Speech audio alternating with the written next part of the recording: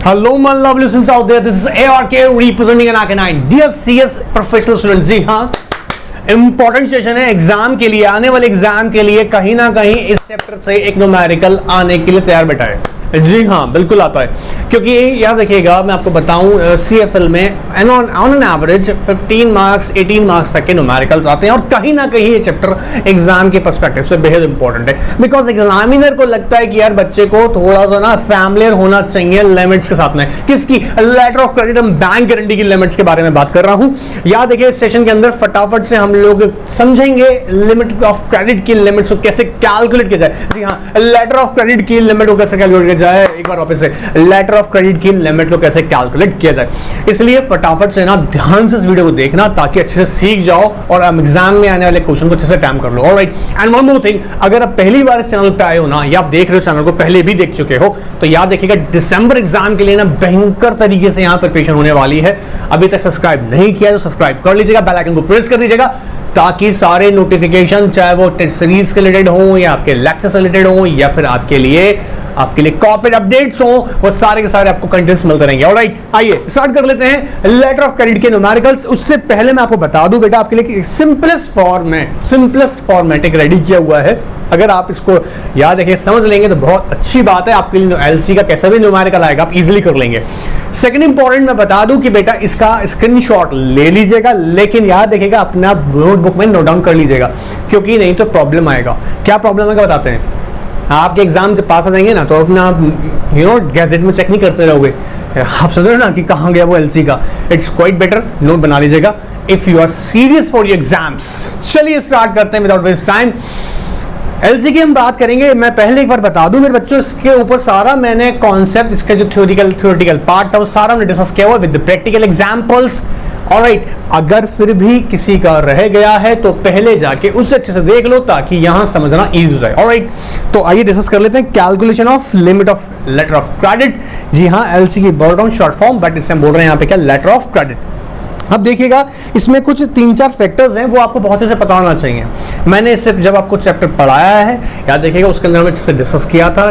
Lead time क्या होता है, ट्रांजिट टाइम क्या होता है, ठीक है, यूसेंस पीरियड क्या होता है।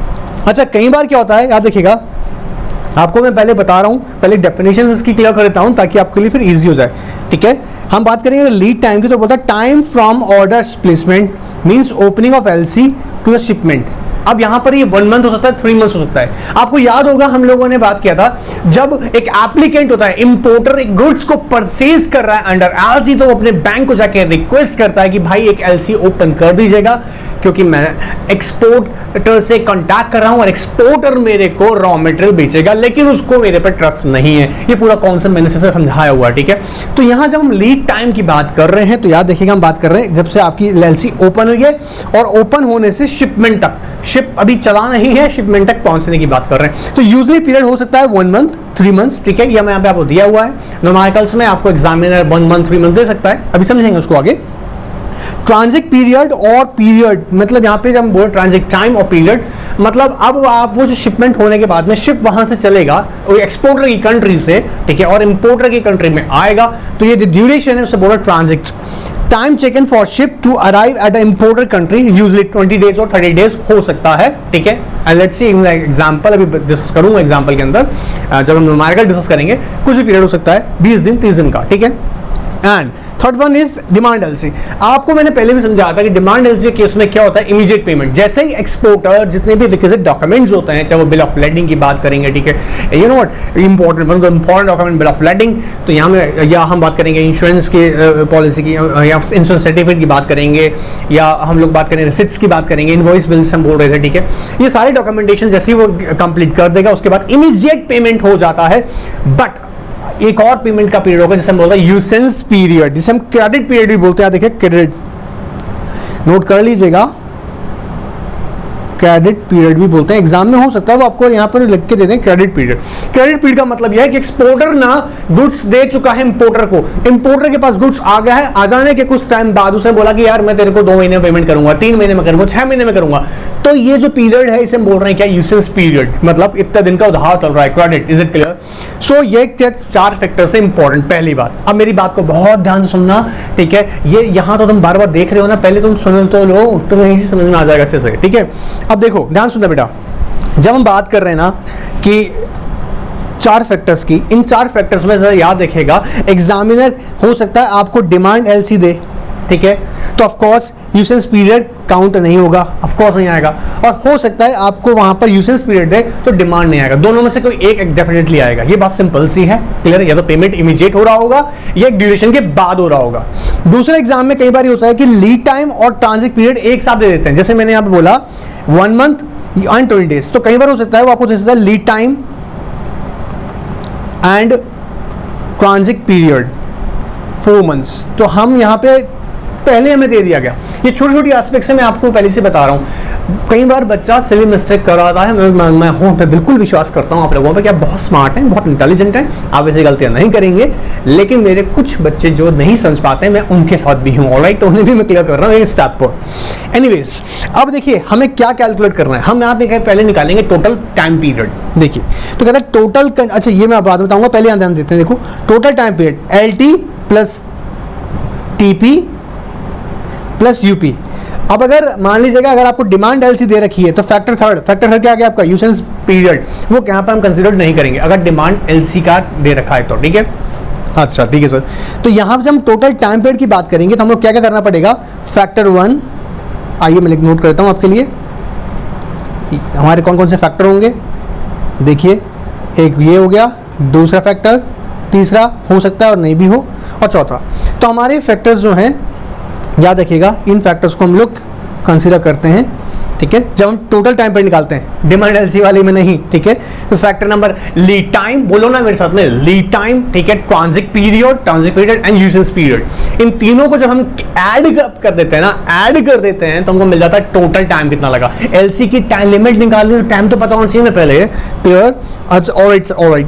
अच्छा दूसरा देखो बेटा, दूसरा हमको क्या चाहिए, कहता है total consumption of material to be purchase under LC. अब लेटर ऑफ क्रेडिट के थ्रू एक कंपनी कितना रॉ मटेरियल परचेज करेगी वो भी आपको क्लियरली पता होगा। देखो दो बातें होती हैं, एक होता है estimated purchase, raw material purchase in a particular year, financial year, ठीक है? एक फाइनेंशियल ईयर के अंदर एक कितना वो परचेज कर रही है, ठीक है? एक होगा एस्टिमेटेड कि कितना वो एलसी के अंदर करती है। तो हो सकता है कि कंपनी पूरा साल भर के अंदर 10 करोड़ का परचेज करती हो, ठीक है?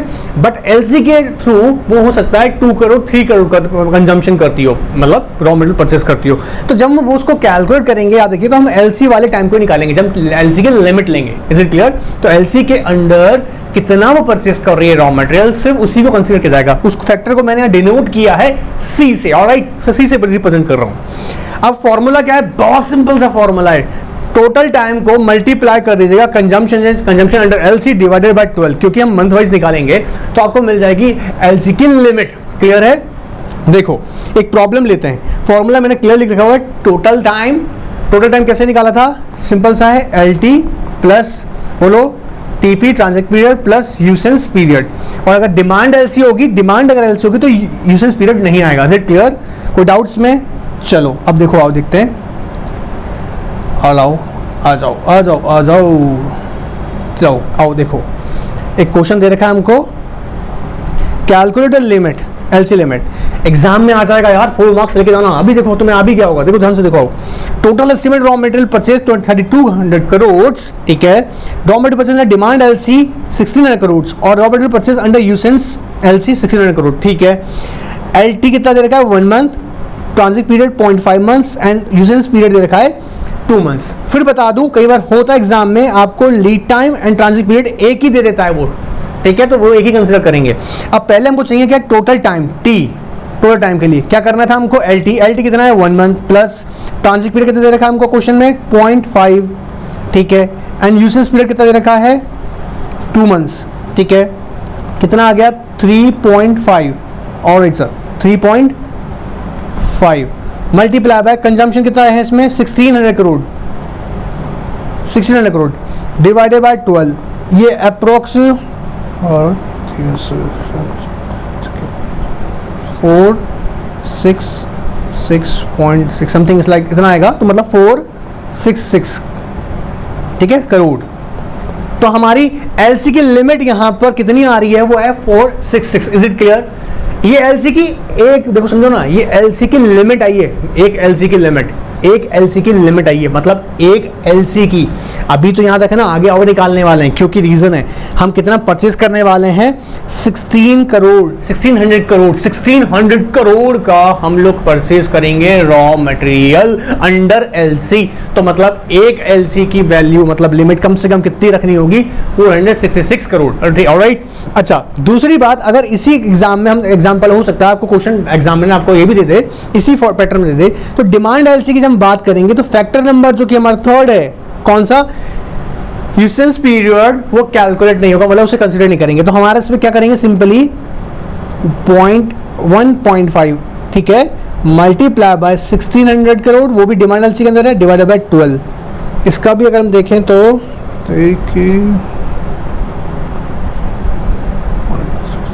अप्रॉक्स, हाँ 200 करोड़ की आएगा, ठीक है,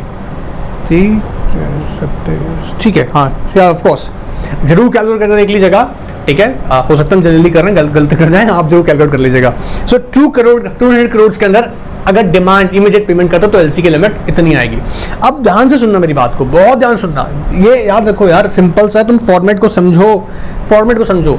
स्पीड से इसलिए करा रहा हूं, किसने अगर पहले वाले लेक्चर्स देख रखे होंगे तो उसको डेफिनेटली कोई प्रॉब्लम नहीं आ रहा होगा, ये कॉन्सेप्ट पूरा डिस्कस किया हुआ है, ठीक है। अब यहां पर हमने जो निकाला, देखो ध्यान से देखना बेटा, ये हमने एलसी की एक लिमिट निकाली, मतलब एक एलसी प्लेस करने के लिए मतलब कम से कम जो लिमिट होगी वो होगी आपकी 466 करोड़ की, और अगर डिमांड एलसी के थ्रू करते हो तो 200 करोड़ की। ये सिंपल सी बात हम सीखी। अब इसमें देखो एक और इंपॉर्टेंट बात हो गई, अभी है ना, ये भी समझना पड़ेगा कि कितनी एलसी एक साल में ओपन होंगी, उनकी फ्रीक्वेंसी कितनी होगी, मतलब कितनी बार हमें करनी पड़ेंगी, वो भी एग्जाम में आपसे पूछ सकता है एक बड़े क्वेश्चन डेवलप करके। जैसे हमको देखिए इकोनॉमिक ईओक्यू पता होना चाहिए आपको, पहले आप लोगों ने बहुत पढ़ा होगा ना, कॉस्टिंग वगैरह में खूब पढ़ा होगा, 12th में भी पढ़ा होगा, अभी एग्जीक्यूटिव लेवल पे पढ़ा है आपने। इकोनॉमिक ऑर्डर क्वांटिटी की बात करते हैं, एक देखो समझो, आपको पता है ना मिनिमम ऑर्डर कितना आपको देना पड़ेगा, एक इंपोर्टर को ये एस्टिमेशन लेनी पड़ती है कि उसे कम से कम इतना ऑर्डर देना पड़ेगा। तो हम यहाँ निकालने वाले हैं क्या, कि नंबर ऑफ एलसी कितनी ओपन होंगी through out the financial year. तो कहता है यहाँ पे total raw material purchase under LC divided by EOQ. EOQ से ही क्यों कर रहा हूं, क्योंकि आपको पता है ना, आपको कम से कम कितना ऑर्डर देना पड़ेगा। ईओक्यू समझते हैं ना, आई होप ये क्लियर होगा आप लोगों को। इकोनॉमिक ऑर्डर क्वांटिटी, तो मैं बात कर रहा हूं यहाँ पे एग्जाम में, ऑफ कोर्स एग्जाम में डोंट वरी गिवन होगा ये, ठीक है, इतना बड़ा न्यूमेरिकल बना के नहीं देने वाला है, गिवन होगा। और ईओक्यू अगर नहीं आता होगा उसके ऊपर हम लोग सेपरेट काम कर सकते हैं, डिस्कस कर लेंगे, ठीक है। लेकिन यहाँ बता रहा हूँ आपको ताकि हम लोग इस पे फोकस कर देंगे एलसी के लिमिट पे। तो कम ये आपको बोल रहा है ईओक्यू। अब ध्यान सुनना, देखो यहाँ आपके लिए एक एग्जांपल क्रिएट किया हुआ है। मान लीजिएगा total raw material under purchase होता है, अंडर एलसी कितना है, 3 करोड़ का है, ठीक है, 3 करोड़ का है। और कहता है कि ईओक्यू कम से कम आपको क्या करना पड़ेगा, 1 करोड़ का ऑर्डर आपको रॉ मटेरियल का ऑर्डर का परचेज करना पड़ेगा, ठीक है, अंडर ईओक्यू बोल रहा है, मतलब मिनिमम ऑर्डर आपको 1 करोड़ का देना पड़ेगा। Is it clear? तो यहाँ पर हमको जनरली क्या पता लग जाएगा कि 3, अब 3 का मतलब क्या हो गया, इतनी एलसी, नंबर ऑफ एलसी, मतलब कम से कम 3 एलसी आपको through out of financial open करनी पड़ेगी। क्या कह रहे हैं सर, आप समझ में नहीं आया, सर नहीं आया, देखो सुनो सुनो सुनो मेरी बात सुनो। हम कह रहे हैं कि अब ये तो हमने देखो यहाँ पे हमने कैलकुलेट किया था, इस वाले जगह हमने कैलकुलेट किया था कि एक एलसी की लिमिट कितनी आई थी, जहाँ हमने डिस्कस किया था, ठीक है। अब क्वेश्चन राइज हो जाता है, मान लीजिएगा कि हम कितनी एलसी हमें ओपन करनी पड़ेंगी थ्रू आउट द ईयर। अब जैसे यहाँ पे एग्जाम्पल दे रखा था कि भैया आप मान लीजिएगा आपको दे रखा हमने 3 करोड़ रुपीस, मतलब आप जो एक साल में यहाँ पे खर्च परचेज करने वाले हैं अंडर एलसी के अंदर, याद रखिएगा वो है कम से कम 3 करोड़ रुपीस। आप एलसी के अंदर जो परचेज करेंगे वो 3 करोड़ रुपीस है, ठीक है। कहता है कम से कम आपको ऑर्डर लगाना पड़ेगा 1 करोड़ का। बहुत सिंपल से इसलिए ले लिया है ताकि आपको समझ में आ जाए। तो अब लॉजिकल बात है, 3 एलसी ओपन होगा, 1 करोड़ का 3 एलसी ओपन होगा, ठीक है। और इन एलसी की फ्रीक्वेंसी कितनी रहेगी, कितने टाइम पीरियड में आपको ओपन करना पड़ेगा, मतलब हर कितने टाइम पीरियड बाद। तो जब इसकी फ्रीक्वेंसी की बात करेंगे तो सिंपल सी बात है, 12 डिवाइडेड बाय 3, क्योंकि कितनी आप ओपन कर रहे हैं, नंबर ऑफ एलसी 3, तो 4 का मतलब यहाँ पे क्या होगा, एवरी 4 मंथ, हर 4 महीने में आपको ना एक एलसी ओपन करनी पड़ेगी। बात समझ रहे हैं आप, हर 4 महीने में every 4 months you have to open 1 LC. तो कम से कम कितनी एलसी देंगी, 3 एलसी आपको ओपन करनी पड़ेंगी। बात पकड़ में आ रहा है? और कितने महीने में, हर 4 महीने में। तो आपकी याद रखिएगा, ये हम जब बात कर रहे हैं यहाँ पर 12 से क्यों डिवाइड किया गया है, ताकि हम क्या कैलकुलेट कर रहे हैं यहाँ पे बेटा, कि हमको ये पता लग जाए कि कितनी फ्रीक्वेंसी होगी, कितने टाइम पीरियड बाद एलसी ओपन होगी। तो पहले वाले कॉन्सेप्ट मैंने क्या देखा कि फ्रीक्वेंसी के बारे में जब मैं बात कर रहा हूँ उससे पहले मुझे क्या पता होना चाहिए कि नंबर ऑफ एलसीज कितनी है, तय हो रहा है एक साल में कितनी एलसी होती हैं, कितनी एलसी ओपन होती हैं, फिर हमको इसका फ्रीक्वेंसी चेक करना पड़ेगा कि कितने कितने टाइम में। देखो मेरी बात को समझना, आप किसी भी बैंक को जब अप्रोच करते हो एलसी ओपन करवाने के लिए, तो ये कॉन्सेप्ट आपको पहले आना चाहिए ताकि आप ये समझ जाएं कि आपकी रिक्वायरमेंट क्या है। फिर बैंक अपने लेवल पर अप्रेजल करना स्टार्ट करता है, फिर वो आपको अप्रूव करता है आपके एलसीज को, क्लियर है, आपके लिमिट्स को। तो यहाँ जब मैं बात कर रहा हूँ तो पहले मेरे को यह समझना है कि कैसे मैं ये कैलकुलेट करूँ लिमिट के लिए मैंने बहुत सिंपल सा बताया, एक फॉर्मूला, लीड टाइम को देखिएगा प्लस आप उसमें ऐड कीजिएगा जो आपका ट्रांजिट पीरियड है प्लस उसके अंदर यूसेज पीरियड है, उसे कैलकुलेट कीजिएगा, ये मेरे को टोटल टाइम मिल जाएगा। ठीक है, इस टोटल टाइम को जब हम मल्टीप्लाई करेंगे किसके साथ में, याद रखिएगा कितनी कंजम्पशन होगी एलसी के अंदर, एस्टिमेटेड याद रखिएगा वैल्यू होती है ये, और उसको डिवाइड करेंगे 12 से, तो हमें पता लग जाएगा एक एलसी की लिमिट कितनी है। ठीक है, अच्छा, इसके बाद में हमने देखा कि अगर मुझे ये पता लगाना है कि अगर वो डिमांड एलसी है तो हम उसमें यूसेज पीरियड को कैलकुलेट नहीं करते हैं, क्योंकि डिमांड पीरियड में इमीडिएट पेमेंट हो जाता है, इसलिए वो टाइम पीरियड जो यूसेज कहता है वो कैलकुलेट नहीं होता है। ये बहुत अच्छे से दिमाग में बैठ गया होगा। इसके अलावा हमने बात किया क्या कि जब हम बात करेंगे नंबर ऑफ एलसीज की, तो नंबर ऑफ एलसी के लिए सबसे पहले पता होना चाहिए कि आप एलसी के अंडर कितने पेमेंट करते हैं। ठीक है, एक एलसी से कितनी परचेस कर रहे हैं, मतलब आप टोटल जो परचेस करने वाले, ध्यान सुनना, आप जो टोटल परचेस करने वाले in financial year raw material under the LC, उस अमाउंट की हमने बात करी, उसी को मैंने डिवाइड किया कि आपको कम से कम मिनिमम, मतलब इकोनॉमिक ऑर्डर क्वांटिटी, मतलब मिनिमम ऑर्डर आपको देना पड़ेगा अंडर एलसी ना। तो मैंने एग्जांपल लिया वहां पर, जब उसको डिवाइड करते हैं तो आपको पता लग जाता है कि नंबर ऑफ एलसीज कितनी ओपन होंगी through out the financial year. And after what जब हमने देखा कि भैया हमें अब ये समझ में आना चाहिए कि फ्रीक्वेंसी क्या रहेगा, ये बच्चा भी समझ जाएगा यार कि फ्रीक्वेंसी जब ईयरली कैलकुलेट करना है तो डिवाइड कर दीजिएगा नंबर ऑफ एलसीज से। फर्स्ट 12 को अगर डिवाइड कर देंगे आप इससे नंबर ऑफ एलसीज से, मतलब ईयर ऑफ कोर्स, तो आपको पता लग जाएगा हर महीने में कितना मुझे ओपन करना है। ये बच्चा भी समझेगा कह रहा हूँ। तो ये सिंपल सा एक आपको बताऊँ, मैं रियलिटी बता रहा हूँ आपको, मेरी बात को बहुत ध्यान से सुनना बेटा। यू नो व्हाट, इतना सा न्यूमेरिकल भी बच्चा कंफ्यूज हो जाता है, कई बार वो प्रेशर की वजह से कंफ्यूज होता है, नहीं करके पाता एग्जाम में, इतना सा न्यूमेरिकल है। ठीक है, छोटी छोटी मैंने आसपास में कवर कर ली, फिर भी कोई डाउट रह गया हो ना तो घबराना मत। ठीक है, ये प्लेटफॉर्म NRK 9 का ना बोल रहे हैं अच्छे से आप लोगों को, ये आपका छोटा छोटा मिस्टेक को भी ठीक करेगा। अगर नहीं आता है और आप सीखने आए हो और लगता है कि यार मैं ऐसा क्वेश्चन पूछूंगा कहीं मेरा चैनल पे मजाक ना उठ जाए, बिल्कुल नहीं, नाम यूज़ करूंगा, सिखाऊंगा। और अगर लगता हो कि यहाँ कमेंट बॉक्स में, जैसे तुम लोग पूछते ही नहीं हो कमेंट बॉक्स में, क्यों तुम व्हाट्सएप पे बोलोगे, तो NRK 9 का व्हाट्सएप अपना क्वेरी सेंड कर देना, not to worry about it. ठीक है, आपको आपके क्वेरी का आंसर मिलेगा, 100% मिलेगा। ऑलराइट, एंजॉय कीजिएगा, take care, good bye, and test series के लिए रेडी रहना रे, बाय।